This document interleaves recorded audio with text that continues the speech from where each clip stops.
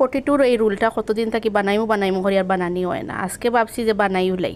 এখন আমি ময়দা প্রসেসিং করিয়া একটা ডু বানাই লিছি। আর ময়দারে আমি সামান্য তেল আর লবণ দিছি দিয়া আর একটা বড় উমলি গরম পানি দিয়া এগুলি একটা ডু বানাইছি। আর এবার আলু প্রসেসিং লাই গেছে। আলুর মাঝে আমি পেঁয়াজ দিছি, কাঁচামরিচ দিছি, ম্যাজিক পাউডার সবটা দিয়া আলু বানাইয়া রাখছি।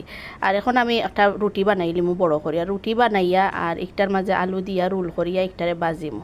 আর এবার আমার আব্বার ও মাগরিবর আজান হইয়া আনলে লগে লগে চা দিলাই তাই কোনো দেরি হইতো না। তারা উড়া করে বানাইছি, এরপরেও মজা হয়েছে, বালা লাগছে তান খাইয়া। তাইন যে খাইয়া খুশি হয়েছে ওখানো আমার বেশি সার্থকতা, কারণ তান কোনো জিনিস মজা লাগে না খাইতে, আর মুখো মজাও নাই, তানরে দুষিয়াও লাভ নাই।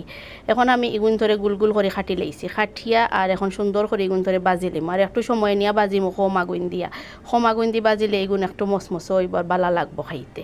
এখন আমি একটু তেল বেশি করে দিছি, দিয়া এগুন ধরে বাজিলে আমার এগুন বাচ্চাইনতে খাইতে বেশি বালা ফাইন। পাক্কা আগে একবার বানাইছিলাম, বালাও লাগছে খাইতে, আজকেরটাও মজা হয়েছে আলহামদুলিল্লাহ।